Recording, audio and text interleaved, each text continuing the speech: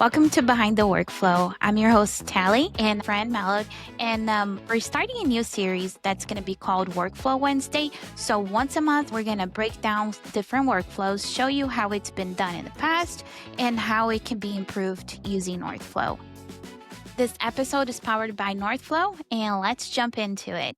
So today we're going to break down one specific workflow. So Fran, you want to go ahead and kick us off? Sure thing. I think this one is a fun one because if you can recall, we were having this call at a hotel during a remodeling, and we had to leave the kids in the room while we're watching them on the camera and doing the call. And one of our kids decided to take off his clothes and run around, and we're just watching that on the camera while we're talking about this specific workflow. So there's no way I can talk about this without actually remembering this happening. So, Right.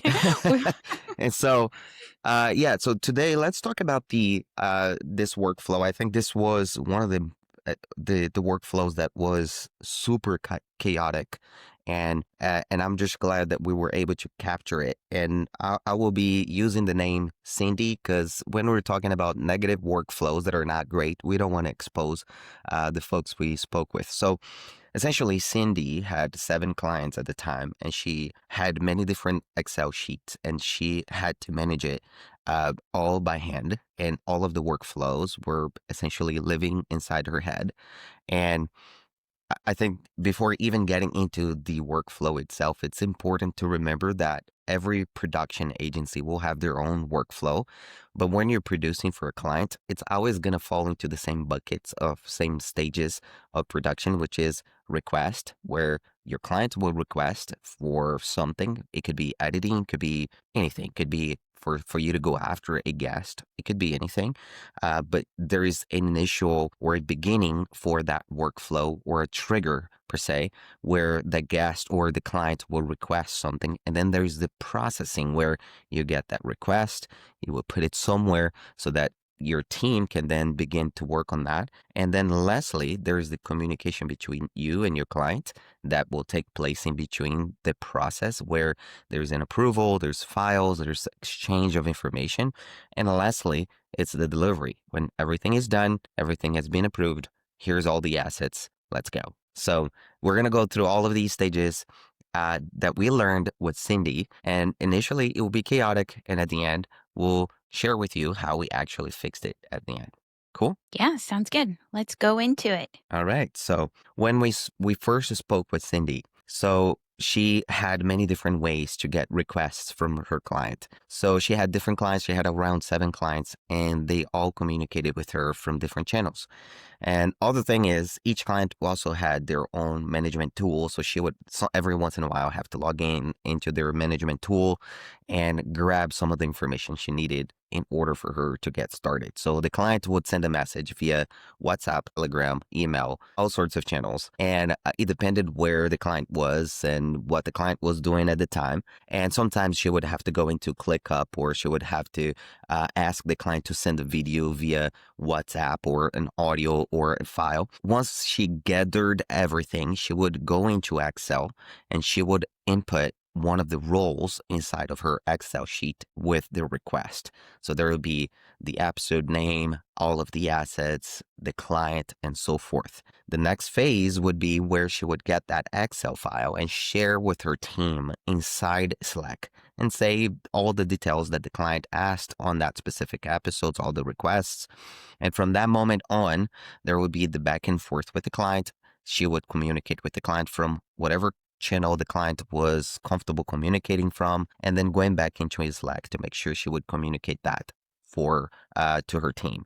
So she was the middleman, and once everything was done, she would create another Excel file with all the assets, share the link, and from there, the client would be able to get all the assets, the link for downloading the video, and in some instances, some of the clients she would actually be the one publishing and distributing, but she would still have to have that Excel sheet where the client had access to everything before it was approved and dates were defined and so forth.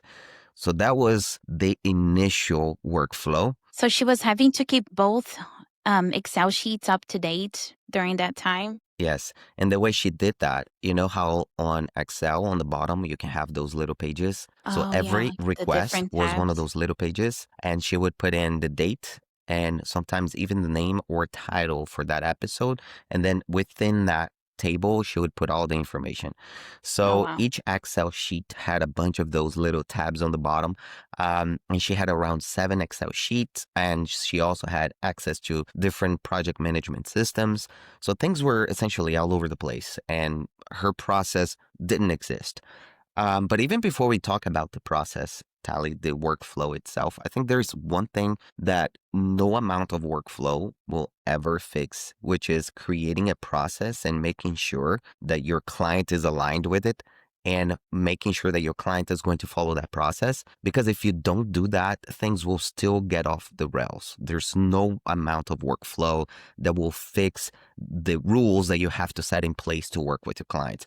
Remember when we had a discussion with a friend of ours in Brazil, Renato?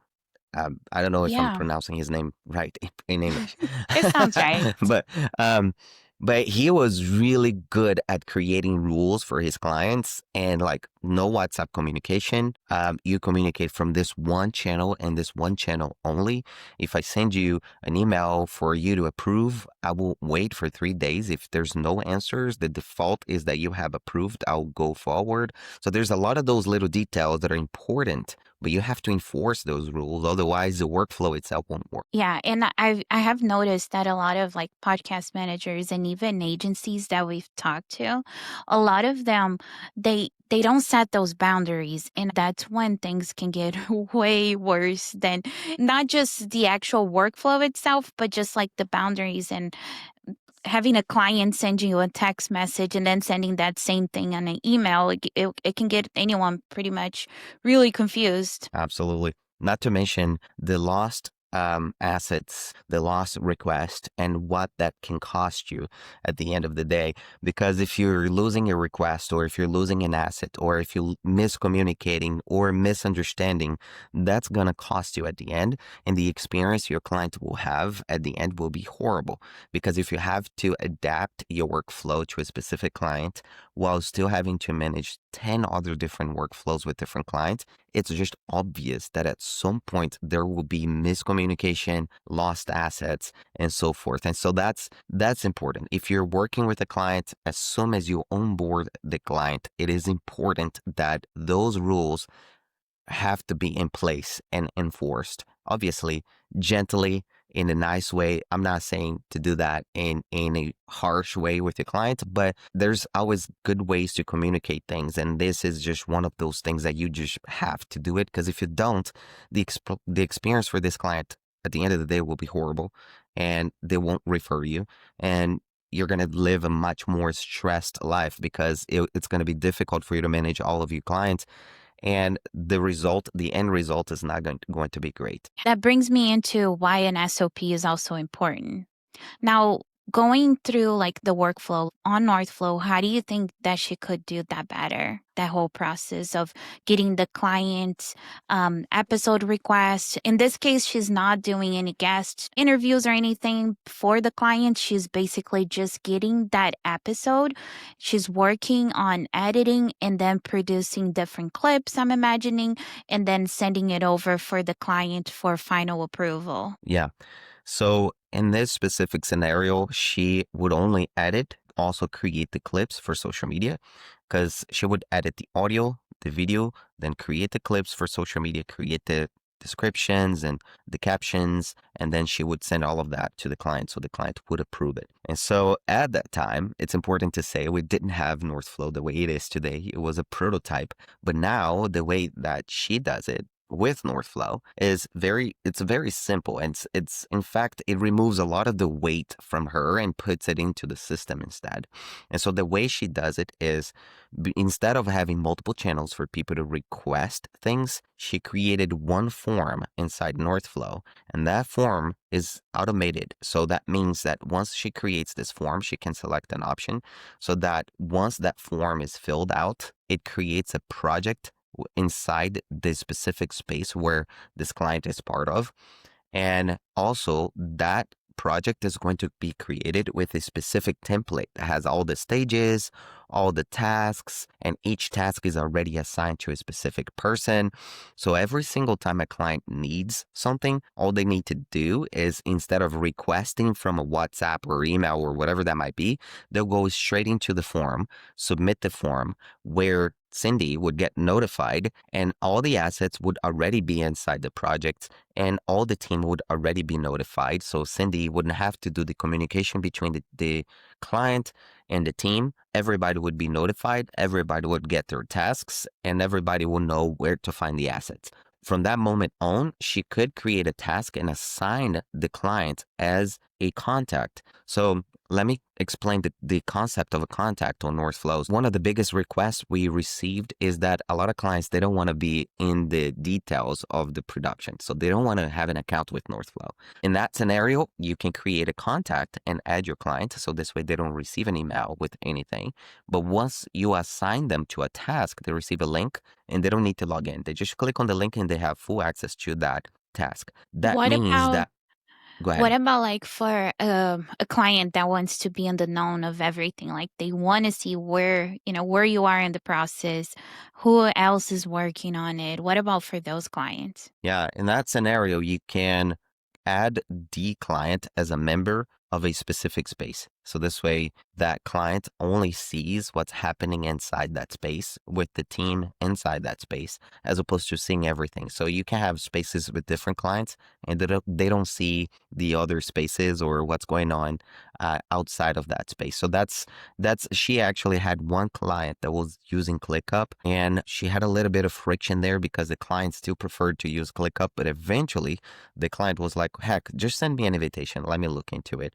And eventually the client moved over at least that specific part of her company for inside of Northflow. And the funny story on this one is that eventually that client created their own account with Northflow, and then C&D just switched workspace to work on that client's workspace. So the dynamic there changed a little bit, but overall the concept is you either have a client inside a space as a member where they only have access to that space, or you add them as a contact so they don't have to create an account. They don't ever receive any emails except for when you assign that client to a task, in which case they receive an email with a link, and that's all they see, that specific task. Yeah, and I love dropping in some stats. So with that, I found a study by Formstack, which 54% of the team say broken or inconsistent workflows actually hurt their productivity. So I'm imagining here, Cindy, working with different clients. When the clients actually start pulling agency into their process instead of trusting the agency itself, who is like the actual expert, they're basically dropping quality, missing deadlines, and then the team is also Absolutely. spending more time going from different places overall. Which goes back to the concept or the idea of client experience and also Yes. setting up rules and so forth. And in her scenario, because like now we solved the request part with the form, and then we also solved for the process where once a project is created with a template, the team is assigned, all the assets are there. But there's also the piece for communication. So how do they Mm-hmm. communicate? And in this scenario, she would always manually go into that project, create a project, assign it to her, and in that project, they could communicate through the comments and also have primary things that she needed to approve from that project or that specific task, I meant to say.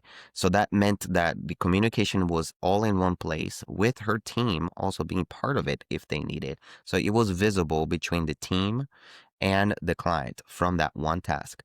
And so the deliverables would always end up on that task, all the assets, all the links. And once the client was okay with that, everything was approved, then they can switch that task status to done. The client received all the assets and the project itself was concluded.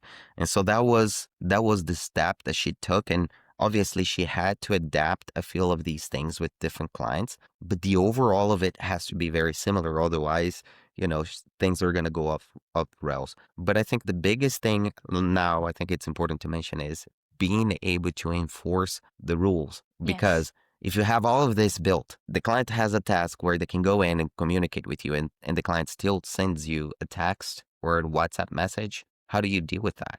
How do you make sure that you're like, hey, I got it, but I'm going to forget it. Can you go into the task? And that's actually, again, that's what Renato suggested. He's like, hey, I got it. That's great, but I don't want to forget it. In 2 minutes, I will have forgotten this already. So can you go into the task and add this as a comment so we can document this? So he would always find a nice way to enforce it so that it would be easier if they ever needed anything. Look, here's the asset. Here's the communication. Here's what we understood from it. It's all there in one single place. So, Fran, what would you say would be like a key takeaway if somebody is just listened to this episode, they got to this point and they're like, okay, but what do I do? How can I make my process better? What would you say would be a key takeaway that's actionable that they can actually go and get it done? Yeah, absolutely. I think the biggest thing is understanding where the pain is. If you look into those stages, request, and obviously, let's keep the workflow on this week on that specific scenario where your clients are requesting and you're processing. There's editing and then delivery, and then we can talk about other scenarios in the future. But let's say that that's your scenario. First thing is you need to look into each one of these stages and make sure that your process is repeatable and it's easy, and you can do that with all of your clients. And if it's not, you need to look into where are the pitfalls and how can you fix it. So where are your clients requesting for projects or editings or assets, whatever that might be? And then how are you processing that request? How is your team working with it? Because the idea is to make it repeatable. And once you have that, once you understand that, how will you enforce that to your client? Is your client using a different tool? Can you actually have something that will simplify the process for your client so they can request for you to do certain things without actually creating additional work for your clients? And even if it does add a little bit of additional work for your client, I mean, just make sure that it's nothing like 10 steps. It's something as easy as click here, do that, done. And so I think the key takeaway is even if you have a really good workflow, but if you don't have rules for your clients, you're still going to take a big chance in failing the process and creating a bad experience for your client. All right. So that's a wrap on our first Workflow Wednesday episode of Behind the Workflow. If this helped you spot a few places where you could actually improve your workflow and make it stronger, that's exactly what this series is for. To help you identify some workflow gaps on your own workflow and make adjustments to make it better, not just for yourself, but also for your clients. And if you're a creator yourself, that will make your life easier as well. That's a wrap on our first Workflow Wednesday. Thank you for being here with us, and we'll see you next month. Bye.